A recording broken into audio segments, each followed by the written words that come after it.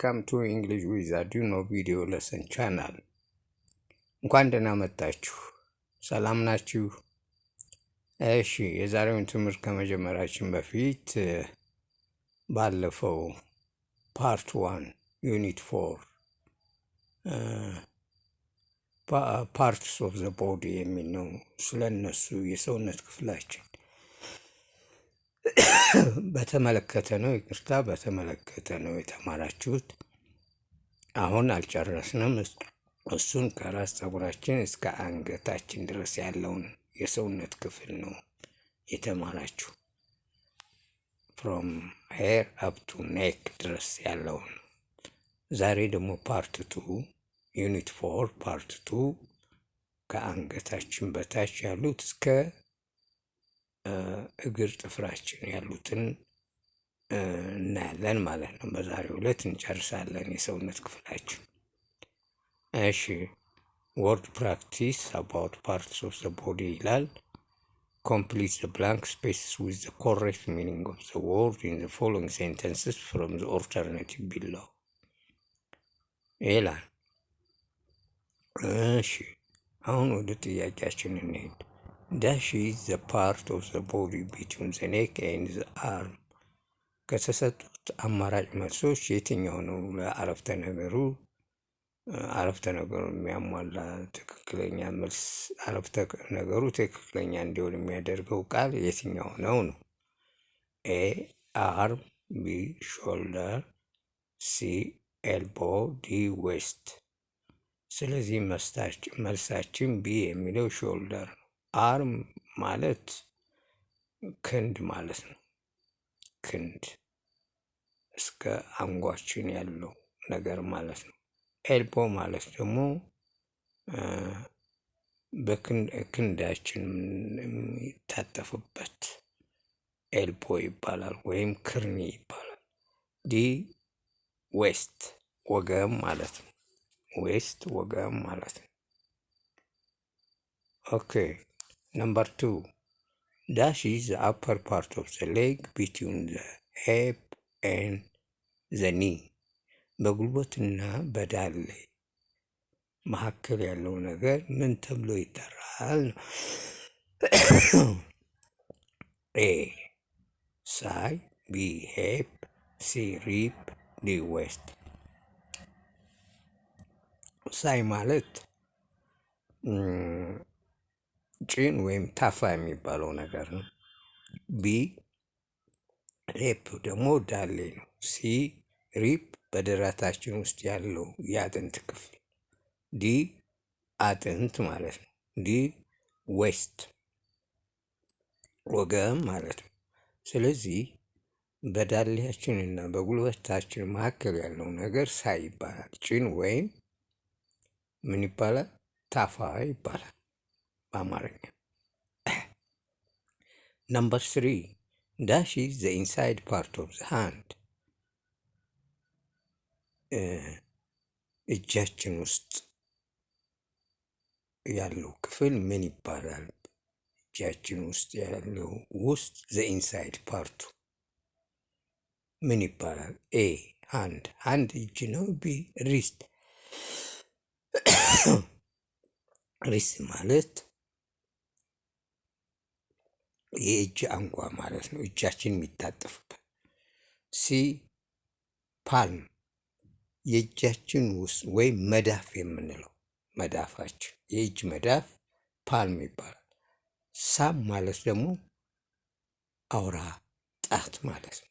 አውራ ጣት ማለት ነው። Number 4. Dash is the finger next to the thumb and also called the index finger. ሳምፕ አውራ ጣት ነው ያልኳችሁ። ከአውራ ጣት ቀጥሎ ያለው ጣት ምን ተብሎ ይጠራል?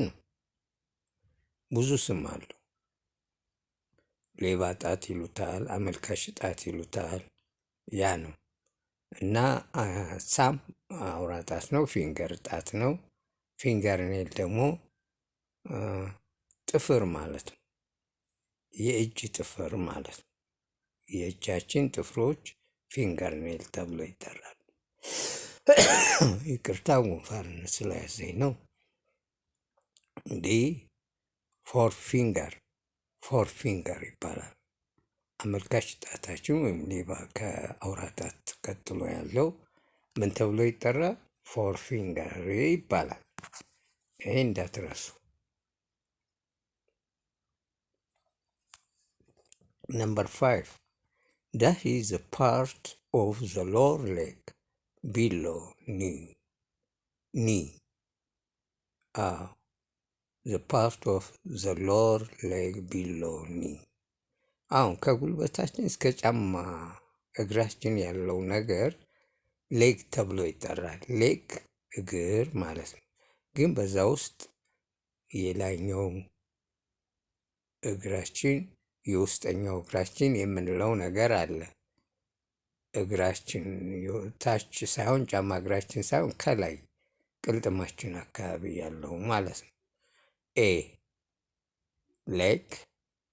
ሌግ ያው እግር ከጉልበት በታች እስከ ቁርጭምጭሚታችን ድረስ ያለው እግር ተብሎ ይጠራል።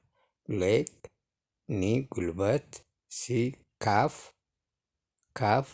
ካፍ አሁን እዚህ የሰውነት ክፍል ነው። ካፍ ጥጃ ሊሆን ይችላል። ነገር ግን ምን የምትማሩት አሁን ስለ ሰውነት ክፍል ስለሆነ ካፍ የሰውነታችን ክፍል ነው። ካፍ ማለት የእግራችን ላይ የቅልጥማችን ውስጡ ባት የሚባለው ባት። ሺን ደግሞ የላይኛውን በላይ ያለው በላይኛው ፊት ለፊት የሚታየው ሺን ይባላል ማለት ነው። ሁለቱ ተቃራኒዎች ናቸው። በላይና በታች የሚገኙ በእግራችን ውስጥ ያሉ ናቸው ካፍና። ስለዚህ መልሳችን ኤኒዌይ ካፍ የሚለው ነው። እሺ ወደ መጨረሻው ልምጣ። ዳሽ ኢዝ ዘ ፓርት ኦፍ ዘ ሌግ ዩ ስታንድ ኤንድ ዎክ ኦን።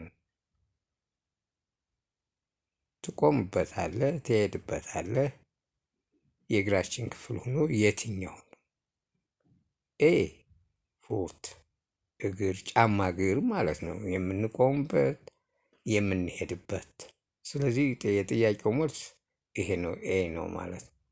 አንክል ማለት ደግሞ ቁርጭምጭምት የምንለው እቺ ጫማ እግራችን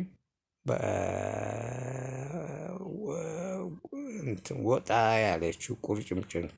እንግዲህ ወላጅን በመጠየቅ የትኛው ነው ቁርጭምጭምት የሚባለው ብላችሁ ማወቅ ትችላላችሁ ማለት ነው። ማታውቁ ካላችሁ። ሂል ማለት ደግሞ ተረከዝ ማለት ነው። ሶል የእግራችን የውስጡ ክፍል ሶል ይባላል። ሶል ቶይ የእግር እጣት ቶይ ይባላል። የእግር እጣት ምን ይባላል? የእጅ እጣት ፊንገር እንደሚባለው ሁሉ የእግር እጣት ቶይ ይባላል። የእግር ጥፍርስ ምን ይባላል? ኤፍ ላይ ቶይ ኔል ይባላል። የእግር ጥፍር ማለት ነው።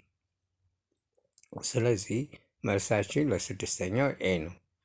የዛሬ ትምህርታችን ይህን ይመስላል። እንግዲህ በአጠቃላይ በደንብ